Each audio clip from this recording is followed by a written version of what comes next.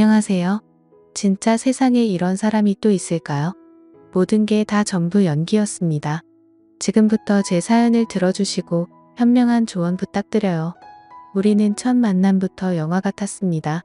남편이란 놈을 처음 보게 된 날은 집 앞 카페 앞이었습니다. 우리 집 앞에는 카페 거리가 예쁘게 자리 잡고 있어서 주말이면 동네 친구들과 커피 한 잔을 하는 게 일상이었죠. 그날은 참 햇살이 예뻤던 걸로 기억됩니다.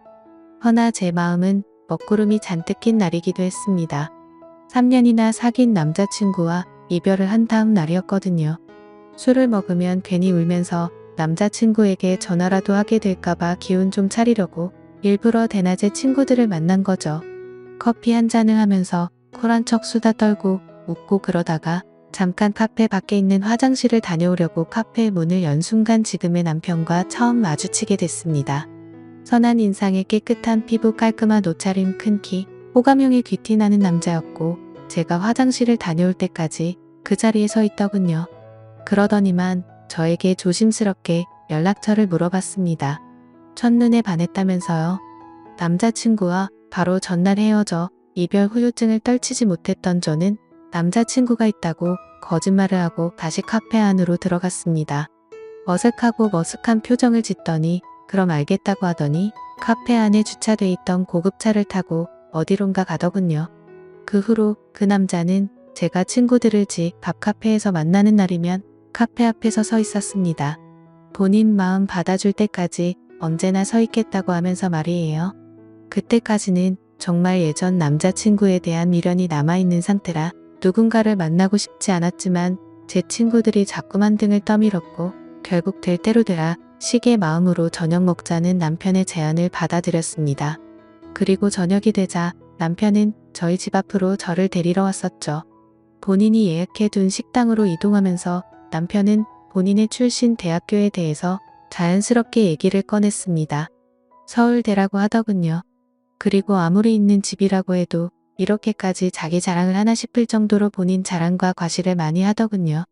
그런데 뭐 정말 어려서부터 너무 그런 생활이 익숙하다면 본인한테 자랑이 아닐 수도 있겠다는 생각에 별로 신경 쓰지 않았습니다. 어차피 이런 식으로 하루 만나서 기분 전환하려는 목적이 다였고 그 사람을 2번 만날 생각도 없었으니까 그러려니 했죠. 그 사람은 본인이 한국은행에 다닌다고 말하면서 어떻게 회사에 입사하게 되었는지 신나게 말해주더라고요. 그날 하루 수다를 떨다가 집에 돌아와서 마무리 인사를 주고받았고 다시 연락할 거라는 생각은 안 했었는데 다음 날부터 매일매일 연락이 오더군요. 회사가 안 바쁜가 싶었는데 일하는 시간에도 끊임없이 카톡이 왔고 퇴근한 이후 집에 도착해서도 잠들기 전까지 계속해서 저에게 카톡을 보내며 대화를 하고 싶어 했습니다. 제가 어떤 남자를 좋아하는지, 이상형은 어떤 사람인지, 제 취향은 무엇인지, 어떤 데이트를 좋아하는지 계속해서 캐물었어요. 저는 왠지 귀찮더라고요. 아직 저는 남자친구에 대한 마음이 정리되지 않았던 게 제일 컸고 그래서 연락에 대한 답장을 성의 없이 하거나 안 하거나 했습니다. 그렇게 본인에게 관심 없어 하는 저에게 남편은 정말 끊임없이 연락을 했고 생각해보면 그 남자는 제가 좋아한다고 했던 이상형에 맞춰서 연애 기간 내내 다정하고 성실하고 자기 일에 열정적인 그런 남자인 척 참 열심히도 연기했었네요. 정식으로 만나자는 고백을 받고 며칠간 고민하다가 그래 만나보자 하고 남편의 손을 잡게 되었는데 정말이지 사랑받는 여자라는 느낌을 확실히 받을 수 있도록 남편은 저에게 잘했습니다. 주말 이틀 모두 다 저를 보러 와서 밤까지 알찬 데이트를 했고 시도 때도 없이 찾아오더라고요. 아무튼 그런 생활을 반복하면서도 제가 너무 무리하지 말라고 하면 얼굴 보고 너무 행복해서 본인이 좋아서 하는 거니까 걱정하지 말라고 그 사람은 그랬었죠. 그러던 중 하루는 카페에서 대화를 나누던 중 테이블 위에 놓았던 카드 지갑을 구경시켜주면서 민증까지 보여주었고 자연스럽게 민증에 쓰여진 주소지도 보게 되었어요. 저는 부동산에는 전혀 관심도 없고 무지했기 때문에 그냥 이 동네 사는구나 라고만 생각하고 봤는데 자기 입으로 본인 아파트 자랑을 얼마나 하던지 지금 몇십억 넘는 아파트다 뭐다 하는데 그때 당시에는 별로 관심이 없었습니다. 그냥 진짜 부자 동네에 사는구나 라고 생각했죠. 또 하루는 시계를 풀어서 테이블 위에 올려놓고는 제가 묻지도 않았는데 시계를 열심히 보여주며 브랜드에 대해 설명했고 백화점에서 얼마를 주고 샀는지도 말해줬습니다. 아버지를 졸라서 샀고 백화점에서 할인해서 3천만 원 정도에 샀다고요. 그 이후로도 본인이 사는 곳에 대한 이야기를 귀에 박히게 말하더군요. 그리고 만나고 얼마 되지도 않은 시점부터 본인의 결혼관에 대해서 어필하더군요. 자기는 늦어도 2년 안에 결혼하고 싶으며 본인은 경제적으로도 정신적으로도 모두 준비가 되어 있으니 저만 괜찮다면 2년 안에 본인 부모님께 저를 소개시켜드리고 결혼을 진행하고 싶다고 했습니다. 저는 당황해서 어떻게 그렇게 빨리 확신을 갖고 결혼 얘기를 하냐며 그만하라고 말도 꺼내지 못하게 했습니다.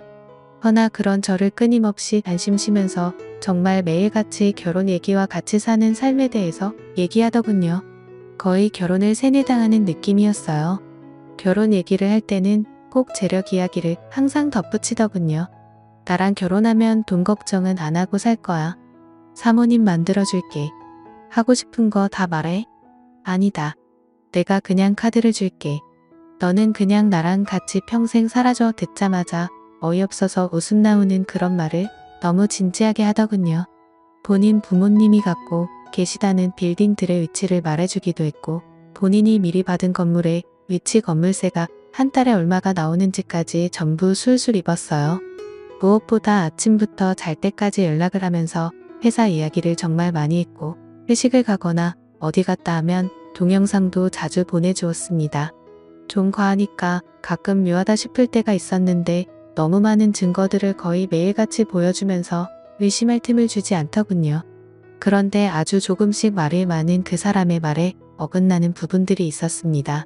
그러면서도 관계를 깰 정도로 치명적인 것들은 없었습니다. 그렇게 교제를 이어가던 중 덜컥 임신을 해버리고 말았습니다. 처음에는 어떡하지란 고민이 많았지만 다정한 남편을 믿어보고 싶었고 결혼을 결심하게 되었죠. 그로 인해 남편이 자신의 부모님을 뵈러 가자더군요. 처음 보는데 정말 다정하고 좋으신 분들이셨습니다. 나이에 비해 10살 이상은 어려 보이셨고 정정하고 밝으셨어요. 우리 아들과 결혼해줘서 고맙다는 말을 반복하셔서 제가 황송할 지경이었네요. 그렇게 저희는 결혼식 없이 바로 혼인신고를 하게 됐고 상견례도 간단하게 마쳤어요. 혼인신고를 하던 날 남편이 이렇게 말하더라고요. 너무 급하게 결혼을 하게 돼서 자신 명의의 집에 살고 있는 세입자의 전세 기간이 아직 많이 남았다고요.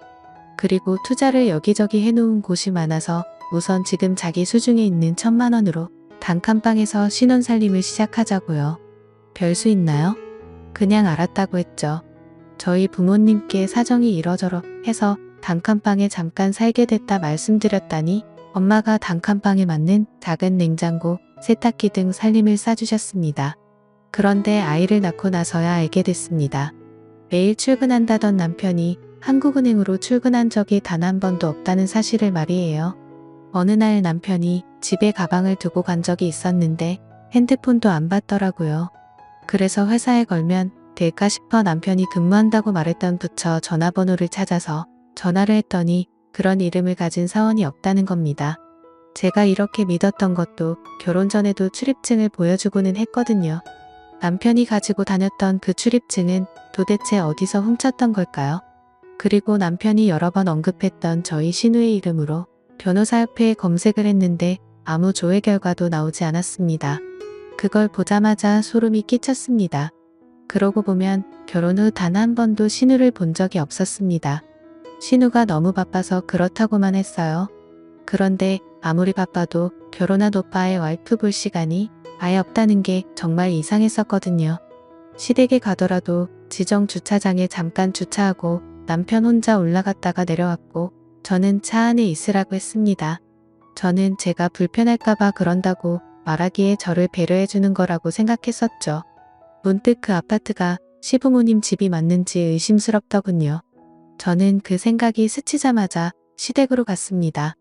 동호수는 정확히 잘 알고 있었어요. 남편 차 유리 앞에 동호수가 선명히 적혀 있기도 했고 또 지정 주차 자리에 항상 같은 곳에 차를 주차했기 때문이었죠. 시댁으로 가서 초인종을 누르고 심장이 터질 것 같음을 느꼈습니다. 얼마 지나지 않아 젊은 여자 목소리가 들렸고 문이 열렸습니다. 여자를 따라 3살쯤 되어 보이는 남자아이 하나가 저를 아래에서 물끄러미 호기심 가득한 눈빛으로 올려보더라군요. 저는 혹시 여기에 두 노인분이 사시냐고 여쭈었습니다. 그랬더니 무슨 말이냐고 되묻더라고요. 정말 실례지만 여기 전세로 계시는 거냐고 여쭤봤더니 본인들이 이 아파트 분양할 때부터 매매했었고 쭉 살고 있다고 말하더군요. 그때 알았습니다. 모든 것이 다 거짓말이고 연출된 상황이었다는 것을요. 도대체 이 사람은 누구지? 무슨 일을 하는 어떤 사람이지? 대체 누구랑 결혼을 한 걸까? 그 사람이 지금까지 말한 것 중에 진실은 있긴 한 걸까 무서웠습니다. 그 여자와 대화를 마치고 계단에서 한참을 서럽게 울었네요. 그리고 집에 돌아왔습니다. 그런데 어찌된 일인지 남편이 집에 있더군요. 그러더니 제가 모든 걸 눈치챈 걸 어떻게 알았는지 무릎을 꿇고 울면서 모든 게 다 거짓말이었다고 저를 너무 사랑한 나머지 저랑 결혼하고 싶어서 다 꾸민 거라고 말하더군요. 그런데 본인의 마음은 정말 한치의 거짓이 없었다고 했습니다. 사실 아버지는 돌아가셨고 엄마는 고시원에서 살고 계신다며 신우는 없고 외동이라고 말했습니다. 진짜 너무나 소름이 돋고 싫어서 그 자리에서 당장 이혼하자고 했더니 제 바지가랑이를 잡고 울다가 제 아이를 뺏어 들고 안더니 이 피덩이 어떻게 할 거냐고, 이 아이 아빠 없이 키울 거냐고 하더라고요. 그 말 듣고 우리 아이 얼굴을 봤는데 정말 너무나 마음이 아파서 그 자리에서 주저앉고 펑펑 울었습니다. 제가 너무 바보같이 들릴 수도 있겠지만 아이 때문에 어쩔 수 없이 남편을 용서해주고 말았습니다. 다시는 거짓말 하지 말고 모든 걸 사실대로 말하라고 하면서요. 결국 저희 엄마 아빠에게 솔직하게 말씀드렸고 남편은 아빠한테 거의 반죽음 되게 욕을 들었고 어찌됐든 제가 이혼 못하겠다고 했습니다. 결국 마음이 약해진 엄마 아빠가 가지고 계셨던 24평짜리 아파트 하나를 주셨습니다. 엄마 명의로 전세 끼고 산 집인데 마침 몇 주 뒤에 전세가 만기였거든요. 다만 전세금이 상당해서 엄마가 그 전세금을 다 돌려줄 여력이 없었기에 제 이름으로 전세대출을 받아서 들어가 살라고 해서 그렇게 살게 되었습니다. 그러던 중 남편의 진짜 시어머니를 만나게 됐습니다. 그 집에 들어가고 한 달 뒤 연락도 없이 갑자기 어떤 아주머니가 찾아왔었죠. 누구냐고 물어보니 시엠이다 하고는 불쑥 저희 집에 찾아오신 겁니다. 근데 빈손이 아니라 이것저것 본인의 살림 다 가지고 들어오셨어요. 오갈 데 없어서 왔다 하시는데 어쩔 수 없는 일이고 돌이겠거니 생각하고 불만 한번 이야기 안 하고 같이 살게 되었습니다. 그렇게 집에 눌러 앉으시고는 매일같이 술을 드시기 시작하셨습니다. 캔 맥주를 한 박스씩 갖다 놓고 하루에 6캔씩 드시면서 주사를 부리더군요. 보니 나들한테 전화해서 저를 비난하고 왜 이런 애랑 결혼했냐고 하더라고요.